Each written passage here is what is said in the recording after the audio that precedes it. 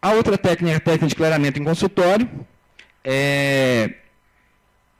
também muito chamada de clareamento a laser, né? Mas ela tem esse nome por quê? Porque os primeiros aparelhos que eles utilizavam, principalmente nos Estados Unidos, eram aqueles lasers de argônio que foram desenvolvidos para polimerização de resina, mas por serem muito potentes, por polimerizar a resina muito rápido, em poucos segundos, geravam muito estresse de contração e muita infiltração marginal e sensibilidade. Então, eles não tinham, vamos dizer assim, o que fazer com esse aparelho, e começaram a fazer clareamento com ele. Hoje, uma opção mais viável para a gente é usar LED, né, como fonte de luz. E hoje, nem isso a gente está usando mais. Vamos ver se vai dar tempo de chegar nessa parte. Então, passando rapidamente pelas vantagens, né? Controle por parte do profissional, aqui eu já não dependo da colaboração do meu paciente. O agente clareador, ele entra em contato somente com o dente, então não tem mais risco de injúria a tecido gengival, ao paciente deglutir esse gel. Com isso também ele se torna mais seguro para aqueles pacientes que usam substâncias com potencial de gerar câncer, por exemplo, paciente fumante. Dispensa a utilização de moldeiras diariamente. Tem paciente que fala, olha, eu não consigo usar, não lembro, eu esqueço. Né? Paciente que não tem disciplina para fazer o clareamento de moldeira. E quando fala sem efeitos colaterais, são os efeitos colaterais relativos à ingestão do gel, que são dor de estômago, efeito laxativo, né? A sensibilidade dental, não, a sensibilidade dental ela continua, e ela é até muito mais presente nessa técnica do que quando a gente usa a técnica de moldeira. Esse é um dos motivos que eu não gosto assim, de usar como rotina o clareamento de consultório. Tá? Eu prefiro sempre a moldeira e usar o de consultório só para dar um boost, né? Um início do meu clareamento. Necessita de proteção dos tecidos moles e o custo. Por que é caro, professor? Porque quando eu vou na dental o gel é um pouquinho mais caro do que o caseiro? Não, ele é mais caro porque você tem que ficar ali sentado ao lado do paciente, monitorando todo o processo de clareamento. Isso custa caro. Tá? E eu vou falar para vocês, cada aplicação de 15 minutos vão ser os 15 minutos mais longos da vida de vocês. Vocês ficam olhando para o paciente, olha para o relógio, olha para o paciente, olha para o relógio, já passou 2 minutos, né? Aí quando você termina, tem mais 2 aplicações. Meu Deus, cadê meu WhatsApp? Né? Não estou aguentando ficar aqui parado. Bom, vocês viram a primeira foto, que era bem antiga de propósito, né? Foi feito em isolamento absoluto. Se vocês querem perder um paciente, faça isolamento absoluto para fazer clareamento. Tá? Porque ele tinha que ser muito bem invaginado, muito bem feito, muito bem vedado. Né? Você ficava 40 minutos fazendo isolamento, aí chegava a hora de clarear, que era mais 40 minutos, o paciente já não aguentava mais ficar de boca aberta. Eu acho que um grande recurso que veio são essas barreiras gengivais fotopolimerizáveis, porque elas são fáceis de aplicar, rápidas de aplicar e dão um bom resultado, quando a gente sabe usar. Porque no início, como elas eram caras, eu era muito pão duro. Eu aplicava desse jeito. Ó. Estão vendo a camada fininha aqui, próxima da gengiva? Aí quando eu terminava meu clareamento, gengiva do paciente estava queimada, estava irritada. Aí eu comecei a deixar de ser um pouco mais pão duro, comecei a aumentar a espessura da camada que eu colocava. Só que eu ainda tinha muito medo de cobrir a cervical do meu dente. Eu colocava o mínimo possível ali, tentando tocar o mínimo possível a estrutura dental, porque eu tinha medo de tirar a barreira e estar o dente claro e a cervical ali onde a barreira estava em contato está escuro, porque eu tampei e o gel não entrou em contato.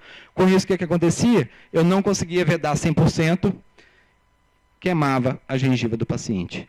Hoje a gente sabe que não precisa fazer uma barreira grossa desse jeito, mas eu posso sim cobrir meio milímetro, 1 milímetro da cervical do dente, com isso eu vou ter mais segurança. Hoje não tem mais problema de queimar, né, de agredir a gengiva do paciente. E eu também não vou ter nenhuma linha escura, nenhuma marca ali, porque o clareador não entrou em contato com a estrutura dental. A gente tem que ter sempre um ótimo afastador bucal, né? Eu falo bucal porque tem que afastar lábio e bochecha. Eu gosto muito desse daqui que é importado, é o Simor. É difícil achar aqui. Então os 2 que eu tenho eu guardo com todo cuidado, né? Ele parece que não vai entrar na boca do paciente, mas ele entra, né? Toda vez que eu pego o paciente olha e fala assim, isso aí o senhor vai colocar onde? Né? Assim, na sua boca. Não cabe. Falei, não, vai caber. Preocupa não, ele é bem macinho, bem flexível e vai caber. E uma vez instalado, ele fica muito estável e ele, olha só, afasta tanto lateralmente como verticalmente. Simor. S-E-E, espaço, M-O-R-E. Ver mais, né? Alguma coisa assim. Eu acho que saiu de linha. O meu é bem antigo, tá? Ele era, se não me engano, da Discos, mas eu não tenho encontrado mais. Se um dia vocês acharem, comprem, que é muito bom. Então, eu vou passar rapidinho no caso, porque tem um videozinho, o vídeo vai roubar uns minutos meus, tá? Depois eu explico por quê. Aqui um caso que a gente ia fazer clareamento de consultório. E eu tinha muita curiosidade de medir, de mensurar os clareamentos que eu faço, né? Com a escala, gente, é sempre muito difícil fazer uma mensuração de cor. Então, hoje eu uso muito o espectrofotômetro. Por quê? Porque além de medir a cor nas duas escalas, ele também tem um modo de clareamento, onde ele vai do 1, que é o dente mais claro da escala, até o, não sei, 20, 30, que seria o mais escuro. Então, a paciente tinha dentes claros, né, a 1, mas achava que eles eram muito escuros. Fazendo a medição, ele deu um fator 7 para a cor desse paciente. O valor desse dente era 7, antes do clareamento. Então, colocamos o abridor, o Simó. Coloquei a barreira gengival, olha só, vedando bem a cervical dos dentes, para eu poder dar segurança para o meu paciente. E vou usar o White Bright Advanced. Esse produto, eu fiz até um vídeo para mostrar para vocês como usar. Que a primeira vez que eu usei, eu liguei para a Fernanda e falei, Fernanda, meu produto veio vencido, né? Ele está muito mole. Tive que sugar ele todo. Eu falei, não, professor, tem um detalhe muito importante, que eu queria até que você falasse no dia. Você tem que agitar muito bem o espessante dele antes de misturar. Eu pensei, será? Né? Será que é assim? Eu acho que o vídeo é agora. Cadê o rapaz do... Ah, não, desculpa, não é agora, não, no próximo, tá? Então, ele vem sempre com 3 frascos. O primeiro é o princípio ativo, né, o peróxido de hidrogênio. O segundo é o espessante, é esse aqui que a gente tem que agitar bem. E o terceiro é o neutralizador. Para que vem neutralizador? Se você inadvertidamente deixar o gel escorrer para algum tecido mole, eu sempre combino com o meu paciente, doeu, você levanta a mão, porque ele não pode falar, né? A primeira pergunta que eu falo, está queimando ou dando choque? Se ele falar, está queimando, eu pergunto onde? Aí ele já aponta, né? O dedo já está até levantado. Aí eu vou ver se o gel está entrando em contato com o tecido mole. Se for 2, ele fala assim, está dando choque, para o clareamento. Tá? Nesse momento, pode ter 5 minutos de clareamento. Parem, suguem o gel, lavem, retirem. Esse paciente vai ter uma sensibilidade operatória muito grande se você persistir com clareamento a partir desse ponto. E quando vocês forem misturar o 1 e o 2, tira esse de perto. Por que eu estou falando isso? Porque eu misturei umas 2 vezes esse no lugar do clareador. Tá? Estava tão preocupado em agitar quanto que eu vou usar, que não dava certo. Falei, virei, qual que eu coloquei? A minha aluna, você colocou branquinho, professor. Eu falei, não, tira ele daqui. Né? Eu tenho que usar o pretinho. E quando o gel estiver em contato com o paciente, estiver na boca do paciente, tirem os 2 de perto e fiquem só com esse. Tá? Porque eu tenho um caso real de um colega que ele foi fazer um clareamento da esposa dele, lá em Araraquara, colega de pós-graduação, e ela levantou a mão, né? Ele 1 ou 2, ela 1, onde que está queimando? Aqui. Ele pegou o agente clareador e jogou na boca dela, né? Não precisa falar que eles não estão casados mais, né? Não sei se foi por isso, mas eles não estão casados mais não. Tá? Aí eu fiz um videozinho, pode colocar o vídeo. Vamos ver se o vídeo vai rodar daqui. Por que o vídeo vai roubar um tempinho meu? Eu fiz um vídeo colocando, desculpa a tremedeira, tá? Eu estava numa posição muito desfavorável para poder não tampar a câmera. Eu coloquei 6 gotinhas de peróxido aqui, 6 gotinhas de peróxido aqui. Aí a gente sabe que para cada 3 gotas de peróxido eu tenho que colocar 1 gota de espessante. Aqui eu coloquei o espessante sem agitar, como ele deve ser agitado, e aqui eu coloquei só depois de agitar. Então, olha só, peguei do jeito que estava na embalagem, coloquei 2 gotinhas. E agora do lado, olha como ele já misturou. Ó. Agora do lado de lá eu fiz exatamente como a Fernanda me ensinou. E eu vi um vídeo da Carol muito legal, né, Carol? Tem que ficar 30 segundos batendo ele assim na mão, batendo o fundo do vidrinho na palma da mão, tá? É um saco, mas vale a pena, tá? Vale a pena. Por que eu falei que o vídeo vai me atrasar? Porque ao invés de cortar esse vídeo, eu ia acelerar ele aqui, mas está sendo transmitido à internet também, e está passando um vídeo para vocês e o mesmo vídeo, não no mesmo tempo, lá para a internet. Eu não tenho como acelerar aqui sem ele acelerar exatamente igual lá, tá? Pinguei as 2 gotinhas, vejam que ele não mistura sozinho, olha só. Só de pingar a gente já vê que ele é mais difícil de misturar. E esse gel, vai passando os segundos, ele vai ficando cada vez mais viscoso. Então é sempre legal você misturar antes do gel, fazer algum procedimento na boca do paciente, como colocar a barreira gengival, por exemplo, para depois você aplicar o gel, que ele vai estar na melhor consistência dele possível. Vejam que aqui ele está totalmente líquido, e do lado de cá, que ele foi colocado bem depois, já está formando o gel. Ó. Estão vendo? Então faz muita diferença agitar 30 segundos, tá?